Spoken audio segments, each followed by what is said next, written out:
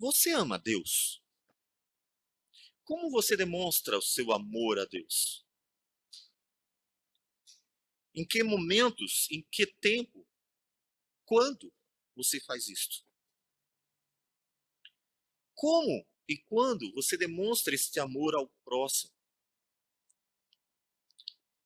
O intérprete da lei perguntou: quem é o meu próximo? Quem é o teu próximo? Nós temos três textos que falam destes dois mandamentos. O texto de Mateus 22, 34, para frente. Marcos 12, 28 em seguida. E ainda temos o texto de Lucas, capítulo 10, 25 em diante. Desses três textos, nós precisamos escolher um como base. Mas o nosso propósito é compará-los, para tanto compreender melhor o texto, quanto também aplicar a riqueza da junção dos três. Para isso, escolhemos Marcos, que é o texto mais completo de todos eles. Nos conta como foi aquele momento de interação entre Jesus e os escribas de uma forma mais ampla, ainda que seja dos três o menor dos evangelhos. Portanto, vamos para Marcos, capítulo 12, a partir do versículo 28 a 34. Diz assim a palavra do Senhor: chegando um dos escribas, tendo ouvido a discussão entre eles, vendo como Jesus lhe houvera respondido bem, perguntou-lhe: qual é o principal de todos os mandamentos? Respondeu Jesus: o principal é: ouve, ó Israel, o Senhor nosso Deus é o único Senhor. Amarás, pois, o Senhor teu Deus de todo o teu coração, de toda a tua alma, de todo o teu entendimento e de toda a tua força. O segundo é: amarás o teu próximo como a ti mesmo. Não há outro mandamento maior do que estes. Disse-lhe o escriba: muito bem, mestre, e com verdade disseste que ele é o único e não há outro senão ele, e que amar a Deus de todo o coração e de todo o entendimento e de toda a força, e amar ao próximo como a si mesmo, excede a todos os holocaustos e sacrifícios. Vendo Jesus que ele havia respondido sabiamente, declarou-lhe: não estás longe do reino de Deus. E já ninguém mais ousava interrogá-lo. Senhor Deus amado, bendito o teu nome para sempre, Senhor dos céus e da terra. Bendito, Senhor, por tudo. E obrigado, Senhor, porque nos convoca para adorar o teu santo nome e ouvir a tua palavra, que é perfeita, justa, íntegra, reta, santa, e que muda o coração daqueles que são tocados pelo teu Santo Espírito. Obrigado por isso. Precisamos que o Senhor quebrante corações para que aquilo que nós vamos estudar, meditar, ouvir da tua parte, possa ser aplicado à nossa vida, a fim de que o conhecimento do Senhor não seja infrutífero, antes possa produzir frutos de justiça para o louvor da tua glória. Então fala conosco e que teu Espírito opere em cada um de nós. E assim, ó Deus, abençoe-nos para que sejamos bênçãos nas tuas mãos. Tudo isso nós oramos em nome do Senhor Jesus. Amém.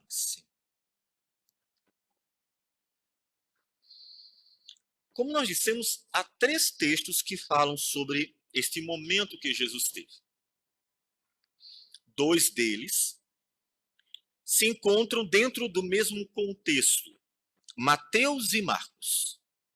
Em ambos os casos, segue-se uma sequência de questionamentos. Primeiro, os saduceus, que perguntam sobre a ressurreição, e Jesus se sai tão bem que chama a atenção dos fariseus, um outro grupo dentre o judaísmo, que, então, questionam Jesus sobre o mandamento, como nós lemos agora.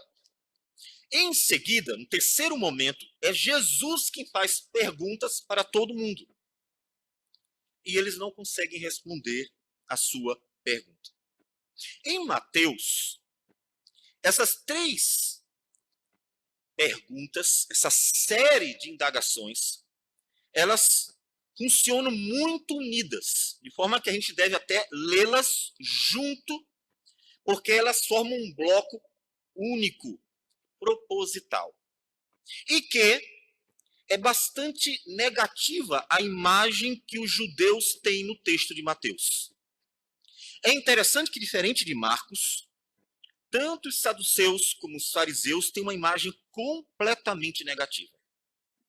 Deixe-me ler o texto de Mateus 22, 34, para vocês observarem a diferença da imagem que Marcos nos dá do escriba para a imagem que Mateus nos dá dos fariseus, dentre os quais estava aquele escriba que perguntou a Jesus. Mateus 22, 34 diz: entretanto, os fariseus, sabendo que ele fizera calar os saduceus, reuniram-se em conselho, e um deles, intérprete da lei, que é o escriba de Marcos, experimentando, ou seja, procurando provar Jesus, testar Jesus, o intuito não era bom, lhe perguntou. Observe que em Marcos, quando nós lemos, o texto não diz que o propósito da pergunta do escriba era testar Jesus, pegar Jesus na palavra, tentar encurralá-lo, tentar ver se ele errava alguma pergunta. Em Marcos, o escriba simplesmente pergunta para Jesus qual é o principal de todos os mandamentos. Em Mateus, o objetivo é pegar Jesus em alguma falha, em alguma resposta que ele pudesse errar. Então, continua em Mateus. Ele pergunta, mestre, qual é o grande mandamento da lei? Jesus responde. Diferente de Marcos, Jesus, em Mateus, não responde sobre o versículo 4 de Deuteronômio 6. Ouve, ó Israel, o Senhor nosso Deus é o único Senhor. Mateus suprime essa parte. Ele corta. Ele vai direto ao ponto que era o mandamento: amarás o Senhor teu Deus de todo o teu coração, de toda a tua alma e de todo o teu entendimento.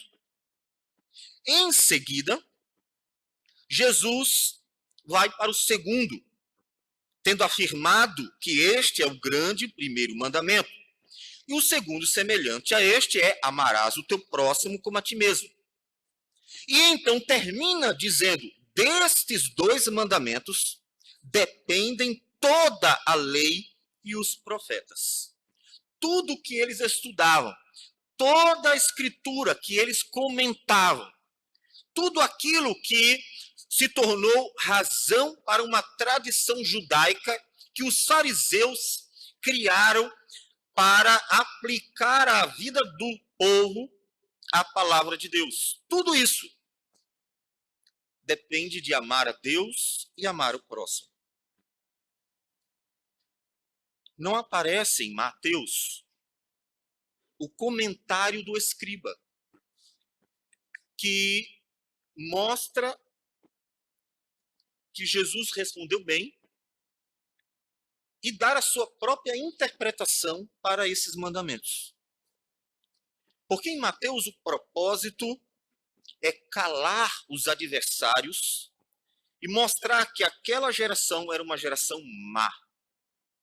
Mateus nos dá uma perspectiva negativa do intérprete da lei, dos fariseus e dos demais. Lucas também nos conta que Jesus nos falou sobre o primeiro e segundo grandes mandamentos. Só que em Lucas, a ocasião não é a mesma. Devemos entender que Jesus se encontrou com fariseus, saduceus, escribas, muitas vezes. E que o questionamento não surgiu apenas uma vez. Quantas vezes pessoas já perguntaram para você sobre a predestinação? Quantas vezes pessoas já perguntaram para você sobre batismo infantil? Quantas vezes pessoas já perguntaram para você sobre doutrinas e mais doutrinas, quer da igreja presbiteriana, quer doutrinas da cristandade como um todo? Não foi uma única vez que Jesus foi questionado. E nós vemos isso porque no texto de Lucas não só está colocado num local totalmente diferente, mas ele possui um conteúdo diferente. Em Lucas, capítulo 10, versículo de número 25, com uma perspectiva também negativa acerca daquele intérprete da lei, do escriba, do fariseu, daqueles que estudavam a Escritura e que estavam constantemente entrando em choque com Jesus, a perspectiva de Lucas também é negativa. Ele diz assim, versículo 25, e eis que certo homem, intérprete da lei, se levantou com o intuito de pôr Jesus à prova. Observe que tanto Mateus como Lucas nos mostram que o propósito desta casta de estudiosos era pegar Jesus em alguma palavra, para ter com que acusar Jesus diante dos judeus. E disse-lhe, mestre, que farei para herdar a vida eterna? Observe que a pergunta já é diferente. A pergunta não é qual é o grande mandamento, mas é o que farei para herdar a vida eterna. Então Jesus perguntou. Observe que Jesus não responde. Jesus pergunta. Responde com uma pergunta. Que está escrito na lei? Como interpretas? A isso ele respondeu. Em Lucas, é o próprio intérprete da lei que responde para Jesus a sua interpretação acerca do que fazer para herdar a vida eterna. Amarás o Senhor teu Deus de todo o teu coração, de toda a tua alma, de todas as tuas forças e de todo o teu entendimento. E amarás o teu próximo como a ti mesmo. Então Jesus lhe disse, veja que Jesus é quem dará uma palavra final sobre esta leitura da Escritura. Faze isto e viverás.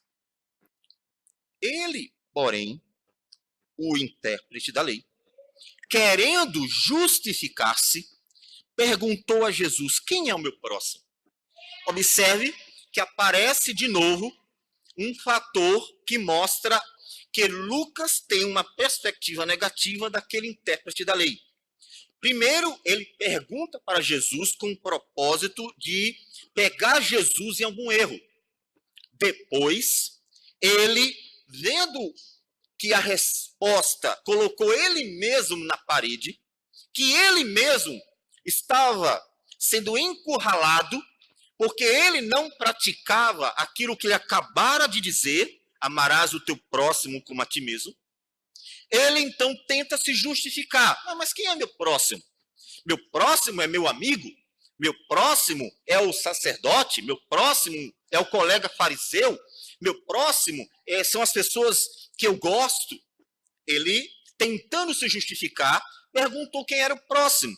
E é quando Jesus conta aquela parábola conhecida como a parábola do bom samaritano, em que um homem descia de Jerusalém para Jericó e veio a cair nas mãos de salteadores, os quais, depois de tudo lhe roubarem e lhe causarem muitos ferimentos, retiraram-se, deixando-o semi-morto.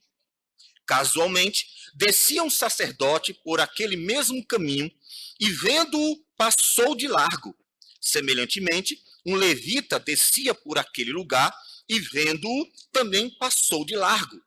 Certo samaritano que seguia o seu caminho, passou-lhe perto e, vendo-o, compadeceu-se dele.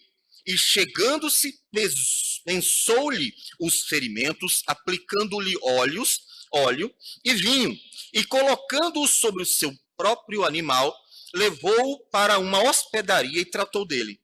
No dia seguinte, tirou 2 denários e os entregou ao hospedeiro, dizendo: cuida deste homem, e se alguma coisa gastares a mais, eu te indenizarei quando voltar. Qual destes 3 te parece ter sido próximo do homem que caiu nas mãos dos salteadores? Respondeu-lhe o intérprete da lei, que não tinha outra resposta, que não poderia enganar a ninguém diante da clareza da parábola, o que usou de misericórdia para com ele, ou seja, o samaritano, aquele povo que os judeus odiavam. Então lhe disse: vai e procede tu de igual modo. Quando nós juntamos os 3 textos, nós temos uma noção mais ampla, completa, do que Deus quer de nós com o coração da lei. E nós vamos nos manter primeiro com Marcos, que tem uma perspectiva positiva do escriba, que desejava realmente obter uma resposta do mestre. A pergunta é: qual é o principal de todos os mandamentos? O que é mais importante na Escritura? Não sei se você já fez essa pergunta. O que é mais importante?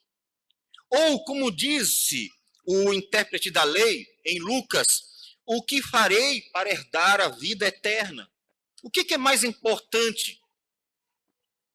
Jesus nos responde: ouve, ó Israel, o Senhor nosso Deus é o único Senhor. Deuteronômio 6:4. Deus é o único Senhor. Ele é o único Senhor da tua vida. É necessário começar com este versículo, em que aponta para a singularidade de Deus. Deus é o único Senhor. Porque se Deus não for o único Senhor da tua vida, é óbvio que você não o amará de todo o teu coração, de toda a tua alma e de toda a tua força. Deus é o único Senhor da tua vida, tem certeza, olhando para a sua casa, que está dentro do seu coração, a sua vida, no quarto que é o teu coração, quantos deuses há dentro dele? Deus é o único Senhor que reina absoluto sobre essa casa que é o teu coração. Não se engane, que não me refiro a ter estátuas dentro de casa. Não me refiro a ter estátuas em um prédio chamado de igreja. Não me refiro a qualquer ídolo em forma de imagem, de escultura, que sei que você não terá, ou grande maioria não terá. Deus é o único Senhor da tua vida, realmente o único, não há outro. Dizer que Deus é o único Senhor, que é o único Deus da tua vida, significa que é o único que será alvo da sua adoração. Todo ser humano sente uma necessidade imensa de ter alguém para amar demasiadamente. A criança ama seus pais exageradamente. A psicologia procura explicar certos comportamentos da criança, menina em relação ao pai e menino em relação à mãe, como o primeiro grande amor da sua vida. E quer seja ou não real, você encontrará nas crianças um amor demasiado aos seus pais e um medo de perda absurdo. Mas você também encontrará em pais um amor demasiado aos filhos e um medo de perda tão grande quanto, ou até maior. Deus é o único Senhor da tua vida. Ele é singular realmente. Não há ninguém dividindo o mesmo espaço como Deus, como Senhor, como Redentor e até Criador. Não há ninguém dividindo na tua vida a dedicação da adoração, deste amor que é profundo, intenso e necessário para você. Não há ninguém para quem você procura dedicar-se completamente. Em filmes, nós encontraremos frases comuns em que pessoas dizem amar e dedicar a vida a outras pessoas como se fosse a razão da vida dela. Quem é a razão da tua vida? Ter Deus como único Senhor, ter Deus como único Deus, significa que Ele é a única razão da tua vida. E também é o único propósito.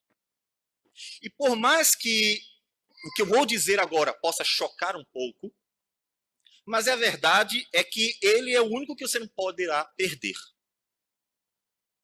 Mesmo que tenhamos em grande amor muitas pessoas, principalmente família, nenhuma perda, nenhuma pessoa que venhamos a perder, mais querida que seja, deverá desestruturar a sua vida, porque ela não é a causa nem o propósito dela. A perda de alguém querido neste mundo, a perda de alguém com quem convivemos nesta vida, não poderá desestruturar você, se de fato Deus sou o único Deus da tua vida. Porque se Deus é o único Deus da tua vida, então Ele é a única causa e o único propósito. Logo, você não poderá pensar ou viver a ideia de que ao perder alguém ou alguma coisa, você ficou sem razão de existir. Pessoas que perdem entes queridos ou perdem coisas que amavam, tendem a perder a razão de existir ou o sentido da vida, porque aquilo que amavam era causa e propósito da vida dessa pessoa. O que leva a consequente depressão comum em nossos dias. Por isso a pergunta é importante. Quem é o teu Deus? Porque este Deus é quem dará a você a causa da sua vida. Este Deus é quem dará o propósito da sua vida. Este Deus é quem dará a regra da sua vida. Como você deve viver. Ele será, então, todo o seu universo. Causa e propósito, começo e fim. E também todo o seu viver será direcionado a Ele. Razão até para que Jesus diga, se alguém construir sua casa sobre a rocha, ela não cairá. Porque quando Deus realmente é o alicerce, a causa e o propósito da vida de alguém, ela se torna inabalável. Não é que ela não seja afetada por problemas nesse mundo. Com certeza seremos, até porque o diabo, nosso adversário, sempre tentará destruir a igreja. Mas essas pessoas serão inabaláveis. Porque realmente Ele é Deus, o único Deus.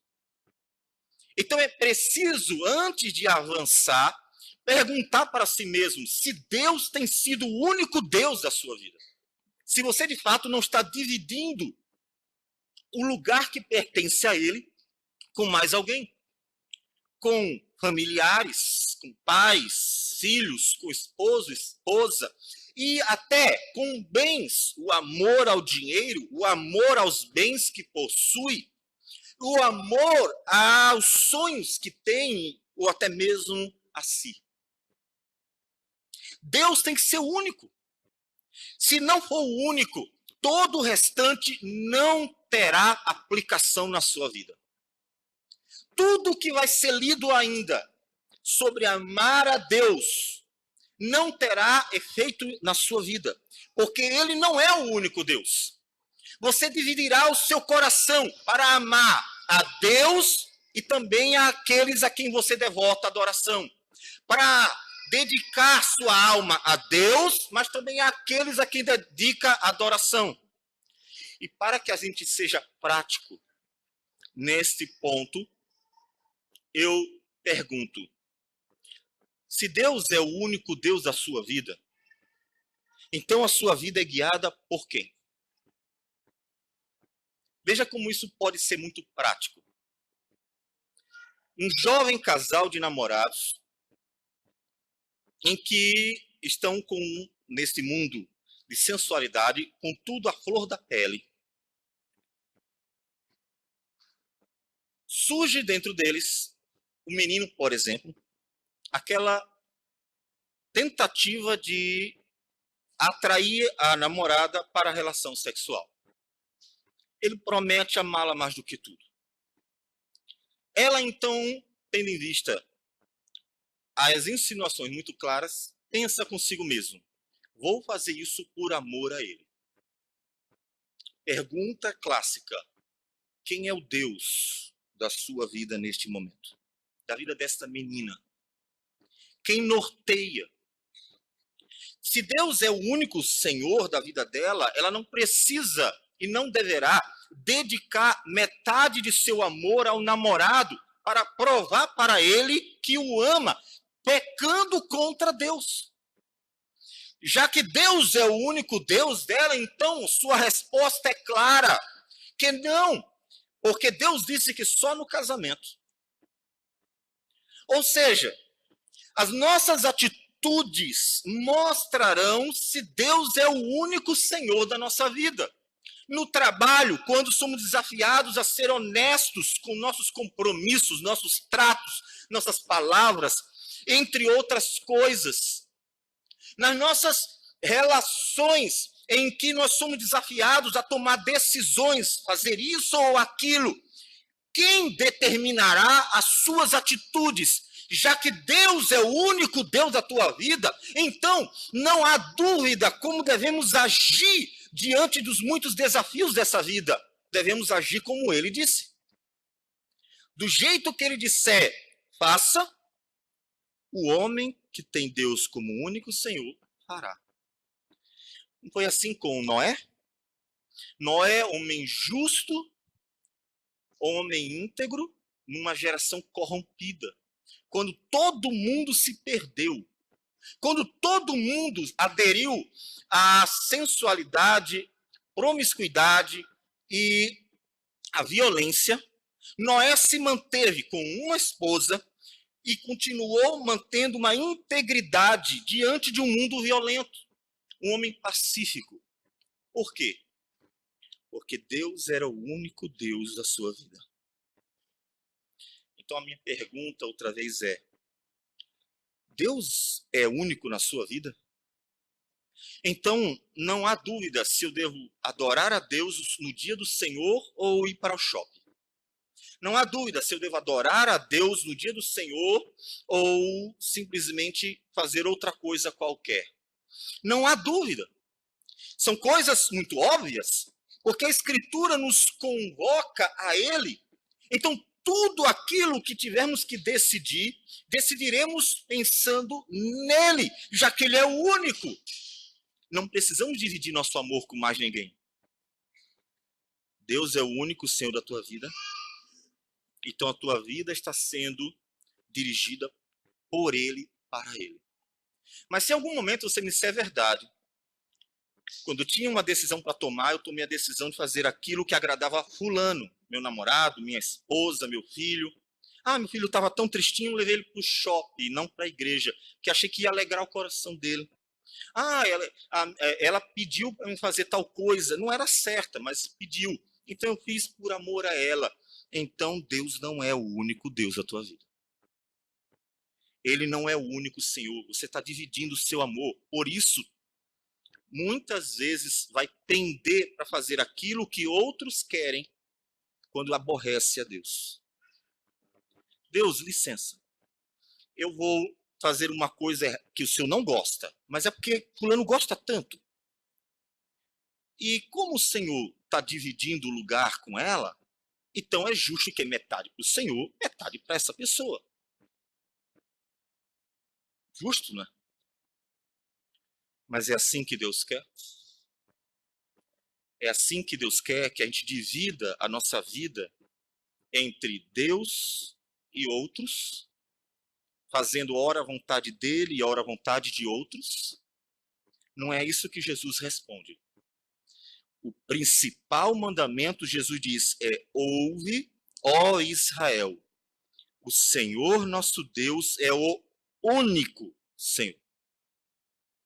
Ele não divide com mais ninguém essa singularidade dele, o lugar dele, o trono dele, o senhorio dele. Ele não divide com ninguém. Ou é totalmente dele, ou não é. O mesmo que provavelmente você, como marido ou mulher, diria para alguém: ou você é meu totalmente, ou não. Não vou dividir você com seu ninguém. Deus tem que ser único. Ele é o único da tua vida. Tem certeza? Então, por que você tem dúvidas de como deve agir quando você tem que agradar a ele e agradar a outros? Não há dúvidas. Jesus diz, ele é o único. Então, Deus é o único Senhor da tua vida ou não é? Ele é o único Deus da tua vida? Se até hoje não foi, e se até hoje você tentou agradar a outros que não é Deus, se você até hoje tentou dividir o seu amor entre Deus e sua esposa, seu esposo, seu filho, você mesmo, entre outros, se até hoje você tentou agradar a Deus e a outros, é preciso romper. É preciso fazer o que Deus nos diz na sua palavra em relação a os casamentos errados de Israel na época de Esdras. Precisa deixar tudo isso. Rompa, acaba. Precisa começar uma nova história. Deus tem que ser o único para você. Ele não quer dividir você com mais ninguém.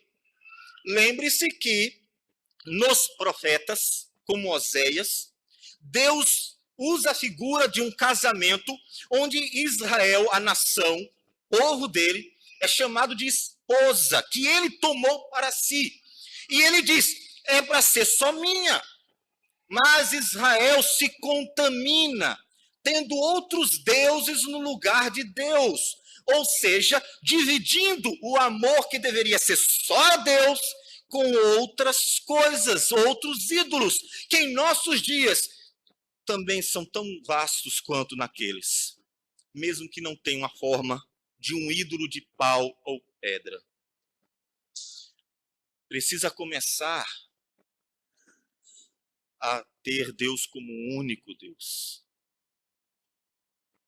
Precisa realmente entregar o coração somente a Ele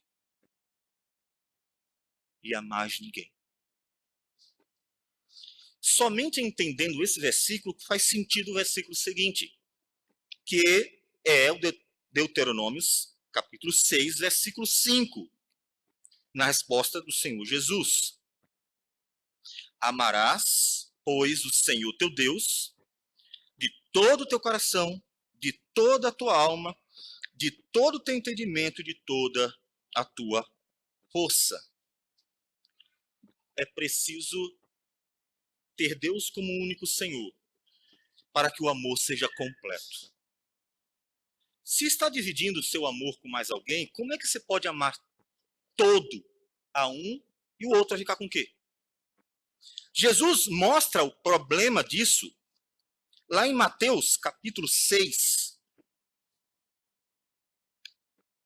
naquele sermão do monte, versículo 19.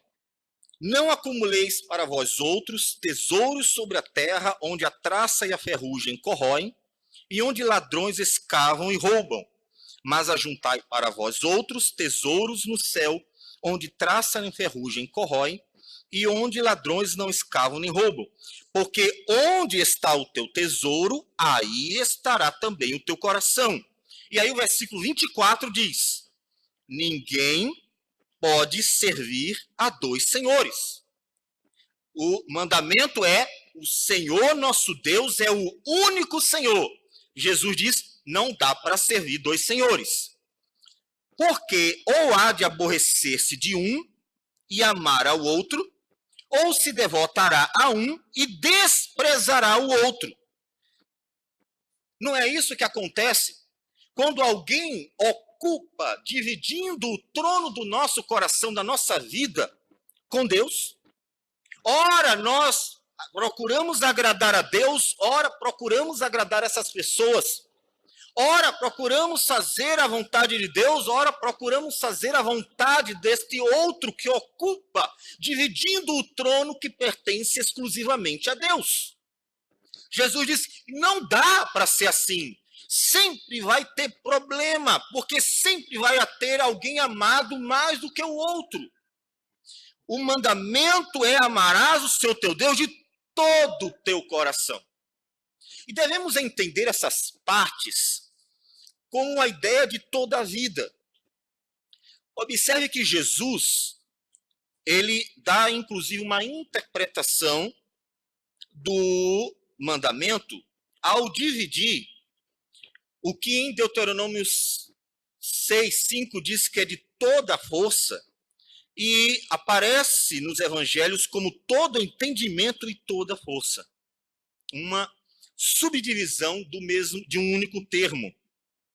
Deverás amar o seu teu Deus de todo o teu coração, toda a tua alma, toda a tua força. Ou seja, com a tua vida completa. É todo, não é parte, não é pouco. A ideia de força, inclusive, é uma palavrinha hebraica que significa com muito, com bastante, vasto, todo. Mas isso é fácil quando se entende que Deus é o único Senhor. Você tem um único filho. Não é difícil dedicar amor familiar, amor paterno, quando você tem um único filho. Aquele amor é dedicado todinho a ele. Aquele amor paterno. Não o amor que se deve a Deus, mas o amor paterno. Mas surgem dois filhos. Então você tem que dividir aquele amor com os dois. 3 com os 3. E então vai se percebendo que se torna um desafio a mais. Amar a Deus de todo o coração, toda a alma e de toda a sua força não é difícil, quando ele realmente é o único. Quando você não tem outros deuses no seu coração. Quando você não trouxe outros para ocuparem o trono divino, que deveria ser único, unicamente para ele. E vendo, então, que o seu coração está dividido entre Deus e outros, quer sejam pessoas queridas ou até bens, coisas que você gosta, aí você vai ver a dificuldade de amar. Porque você estará sempre dividido. E agora, o que eu faço? Agrado a Deus ou agrado fulano? Faço isso ou faço aquilo?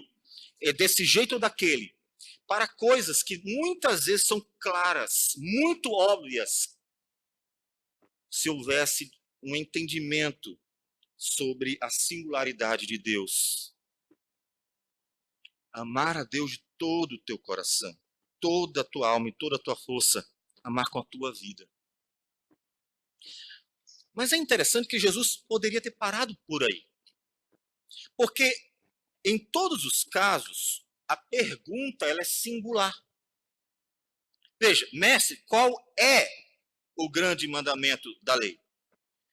Qual é o principal de todos os mandamentos? Mateus e Marcos. Pergunta é sobre qual é o mandamento.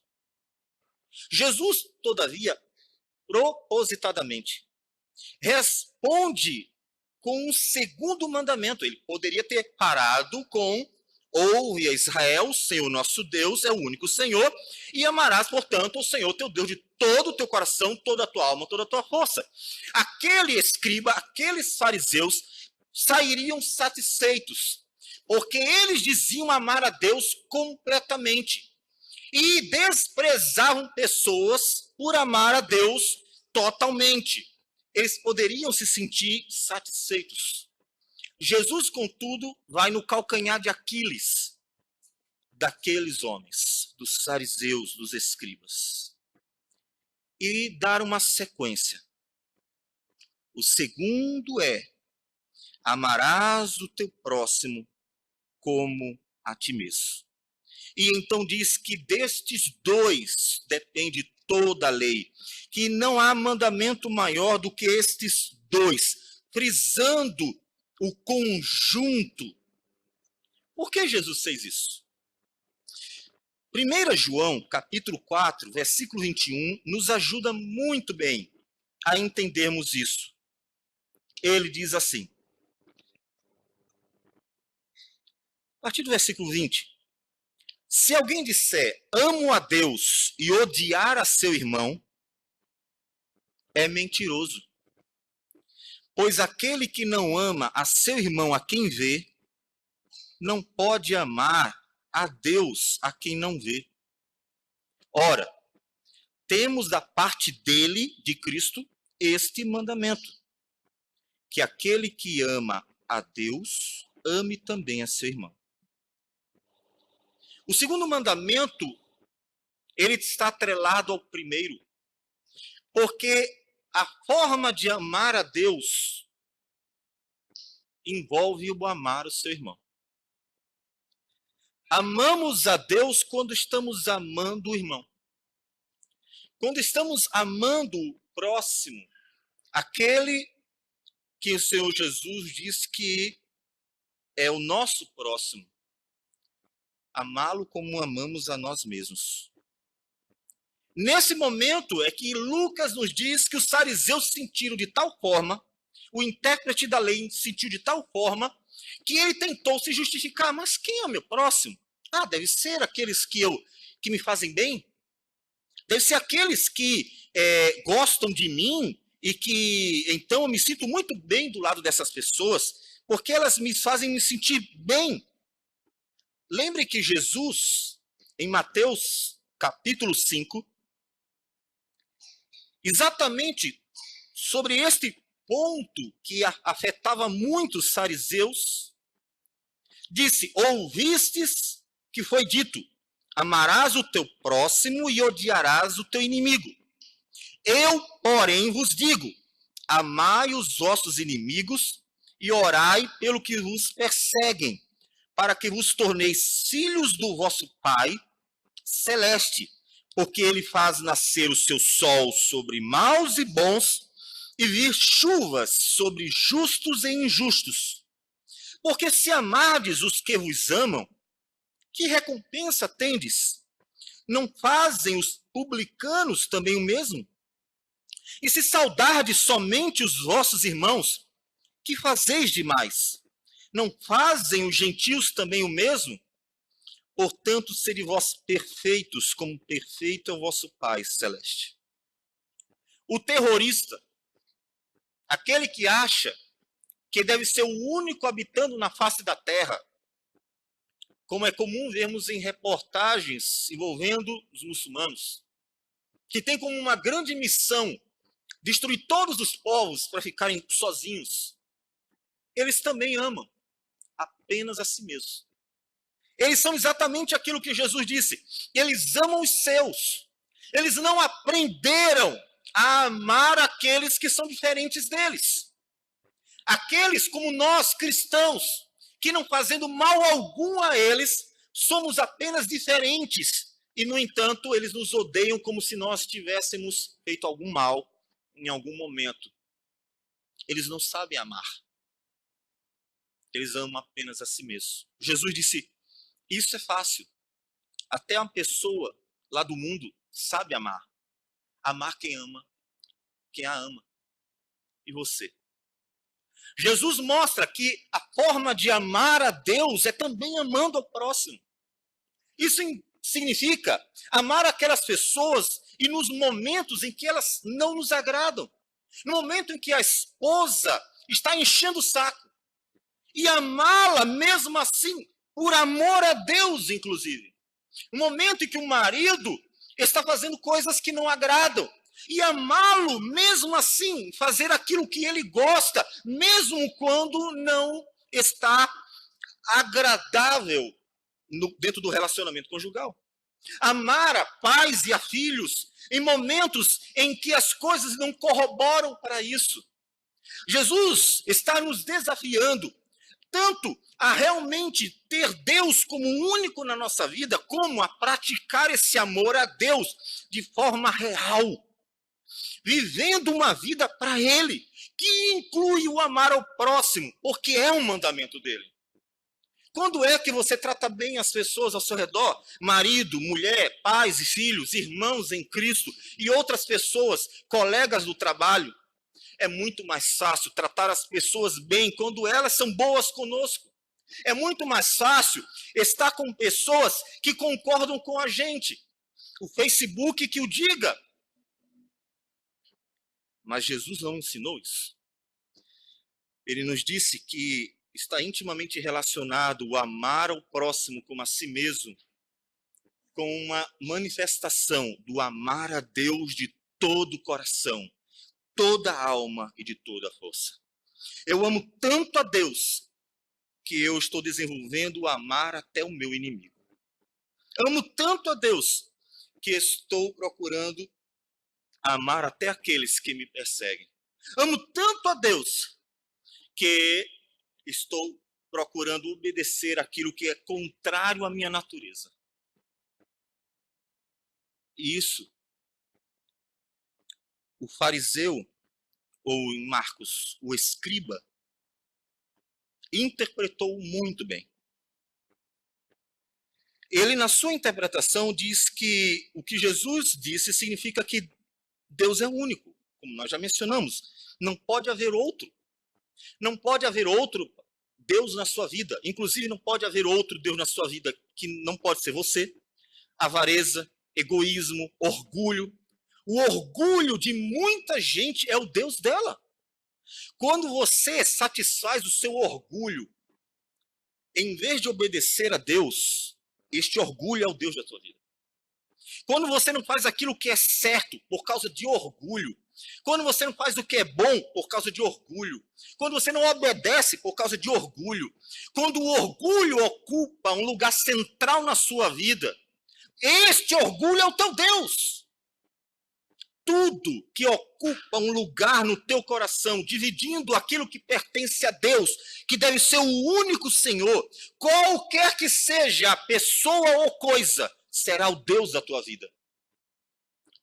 E não pode haver outro. Deus não divide a sua glória com mais ninguém. Ele tem que ser único e não pode haver outro no lugar dele ou dividindo o lugar com ele. Ele diz que amar a Deus de todo o teu coração, de todo entendimento e de toda a tua força e amar o próximo com a si mesmo. Versículo de número 33, no final, o escriba diz: excede a todos os holocaustos e sacrifícios. Ele diz que, mestre, realmente, amar a Deus de todo o coração e amar ao próximo como a si mesmo é mais importante do que todos os rituais que a Escritura nos ensina. É mais importante do que todos os holocaustos e sacrifícios. E Jesus aprovou essa interpretação. Vendo Jesus que ele havia respondido sabiamente, declarou-lhe: não estás longe do reino de Deus. Esses mandamentos são muito importantes. São tão importantes que não importa se você é presbítero, pastor, diácono, professor de escola dominical, não importa se você vem todo dia para a igreja, não importa se você arruma, limpa a igreja, não importa quanto você dá de dízimo, Não importa quantas coisas você faz pela igreja, se você não tem a Deus como o único Senhor, e se você não o ama como o único Deus de todo o teu coração, e nem ao próximo como a si mesmo, tudo que você fez na sua vida é inútil. Porque o grande mandamento do qual depende todo o restante é exatamente: o Senhor é o único Deus, e amarás este Deus de todo o coração, e ainda amarás o próximo como a si mesmo. É este o maior mandamento. Então, precisamos começar por ele. É ele quem definirá como será a sua vida em 2020, por exemplo. Quantas vezes você vai vir adorar ao Senhor em 2020, nos 52 domingos que teremos? Quantas vezes você estará orando com a igreja? O quanto você dedicará dos seus dízimos e ofertas? O como você vai lidar com as pessoas, como vai tratá-las dentro e fora da igreja? Como será o seu relacionamento dentro de casa? Se a mulher fará as coisas com prazer e alegria, com amor pela sua família, se o marido cuidará dela e conduzirá na palavra do Senhor, mesmo quando estiver cansado, por amor à família. A sua vida em 2020 depende de como você entendeu e aplicou à sua vida estes grandes mandamentos. Porque se Deus não for o teu único Deus em 2020, e se você não amá-lo de todo o teu coração, também não amará o próximo como a si mesmo. Como disse João, quem não ama aquele que vê, não pode amar a Deus que não vê. Por conseguinte, se você não ama a Deus, então também não vai amar o próximo. Porque é de Deus que vem o amor. Deus é amor. E João nos diz que é dele que vem este amor. Então é preciso colocar em prática esses mandamentos. São urgentes. São urgentes. Não podemos dividir com mais ninguém. Com mais ninguém mesmo. Em Mateus capítulo 22, Marcos também, mas em Mateus a sequência é maior. Após ter ensinado sobre os dois mandamentos, a partir do versículo 41, diz o texto que, estando reunidos os fariseus, Jesus faz uma pergunta que cala definitivamente os fariseus que estavam tentando pegar Jesus em alguma palavra. Que pensais vós do Cristo? Quem é Cristo para você? E ele faz uma pergunta sobre a questão de Jesus, ou melhor, de Cristo, do Cristo, ser filho de Davi. E eles não conseguem responder. Diz o texto no versículo 46 que ninguém lhe podia responder, eles não sabiam. Eles não compreendiam a Escritura como eles pensavam que compreendiam. Eles não sabiam quem seria o Cristo, que inclusive estava diante deles.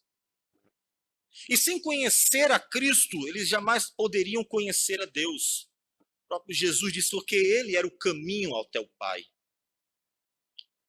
Portanto, é preciso atrair você a Cristo. Você sabe quem é Cristo? Como é que você quer viver para a glória de Deus se nem conhece direito aquele que é o caminho a Deus? É preciso se achegar a Cristo de verdade e tê-lo como Senhor verdadeiramente, porque o caminho para Deus como o único Senhor da tua vida é Cristo. O caminho para amarmos a Deus de todo o nosso coração é Cristo. E o caminho para amarmos as pessoas, mesmo aquelas que julgamos não serem merecedoras do nosso amor, é Cristo. O caminho para um recomeço em 2020 uma mudança de rumo, reconhecendo os pecados cometidos até então, a fim de abandoná-los e recomeçar uma nova etapa da sua vida, é Cristo. E sem Cristo, não há como entender a amplitude daquilo que Jesus nos ensinou sobre Deus, sobre o amor. Preciso entender Cristo. Quem é Cristo para você? Você já entendeu? Preciso compreender Cristo, se achegar a Cristo, para que Ele leve você até Deus. Se você nesse momento disser, pastor, é verdade, eu vivo uma hipocrisia. Eu canto aqui que amo a Deus e em casa eu maltrato minha família, meu marido, minha esposa, meus filhos. Eu digo aqui que amo a Deus, mas quando sou atraído a pecar, eu não penso duas vezes. Eu olho para o pecado e satisfaço este ídolo que me chama para fazer a vontade dele. Como disse o diabo, dou todos os reinos e as glórias dele se você prostrado me adorar. Observe a tentação do diabo. Dou tudo isso que o mundo mostra de prazeroso, se prostrado me adorar.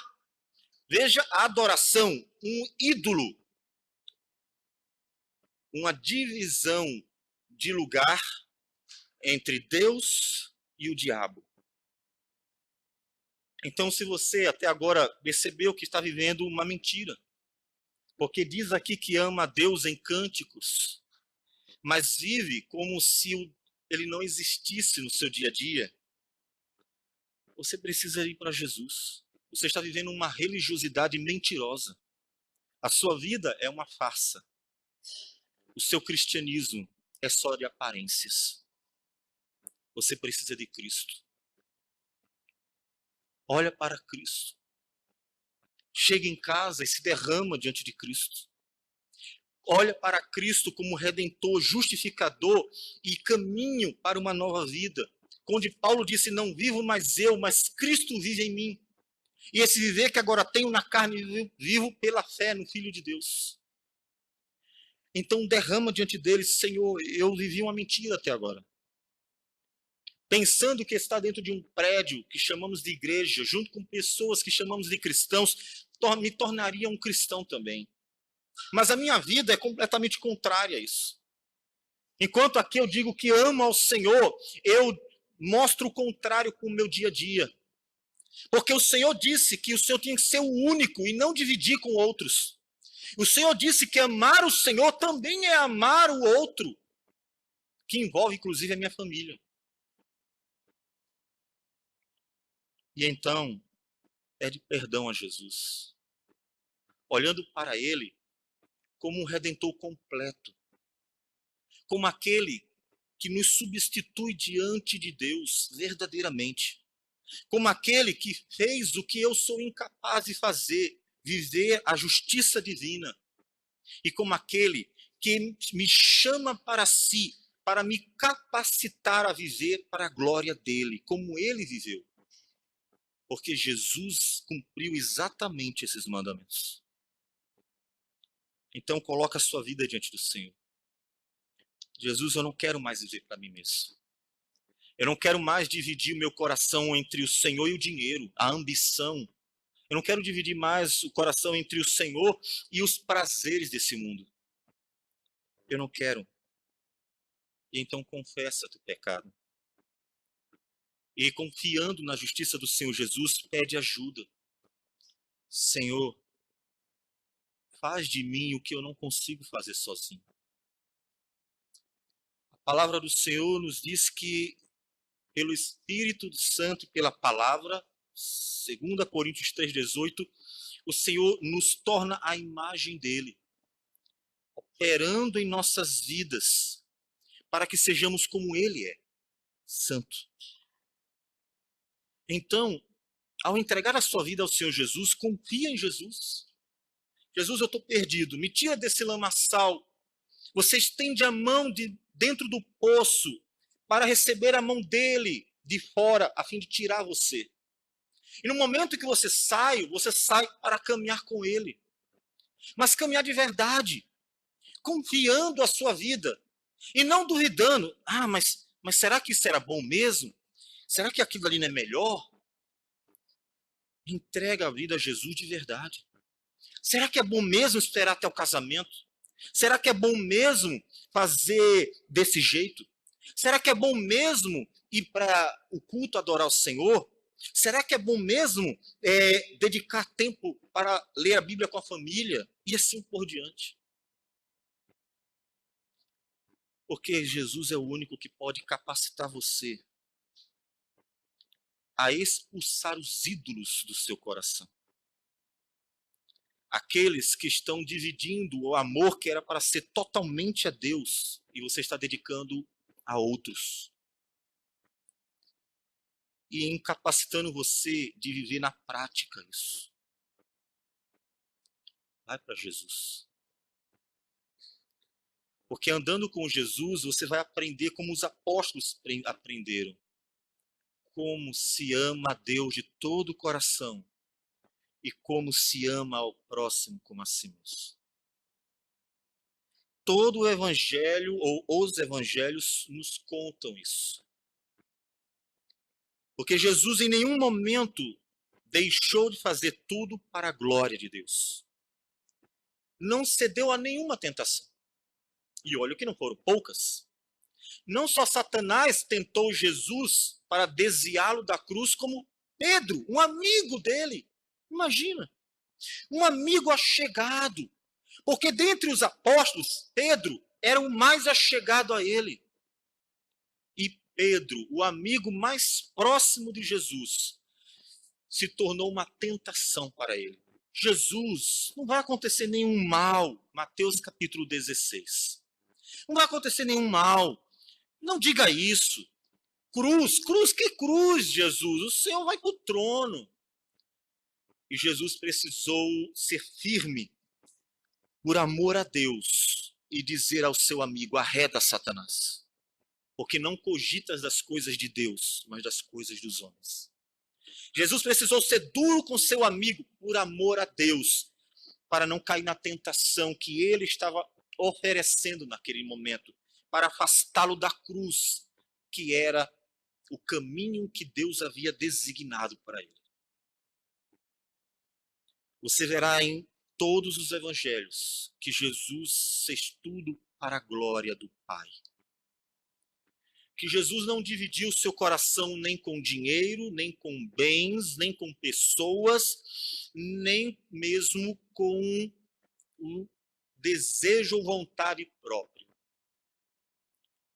Lá no Getsemane, Jesus, diante da angústia de ter que ir à cruz, disse: Pai, se possível, passa de mim esse cálice, mas não seja feita a minha vontade, mas a tua.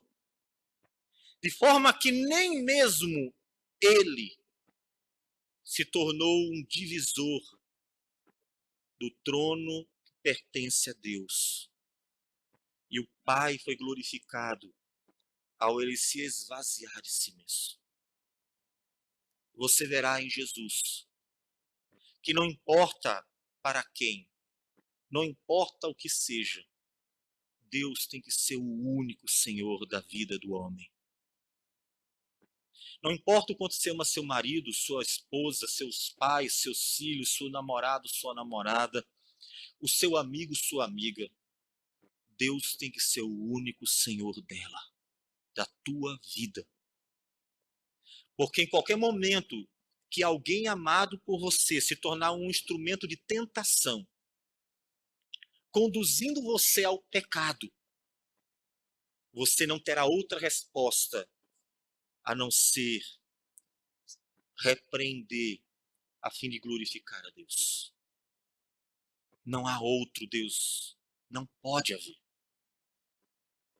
Em Cristo, você verá que ele amava a Deus amando pessoas. Jesus andou com prostitutas, publicanos, pecadores de toda a natureza. Esteve entre os pobres e os ricos. Esteve a caminhar quilômetros para pregar o evangelho para pessoas perdidas a fim de salvá-las. Atendeu a uma mulher que era sírio-fenícia, que não era do povo de Israel, ouviu o clamor de pessoas que estavam ao redor do povo de Deus. Não desprezou aqueles que o buscaram. Ele amou pessoas. Ele amou tanto essas pessoas que ele suportou a chatice de Pedro. Ele aguentou as perturbações dos apóstolos.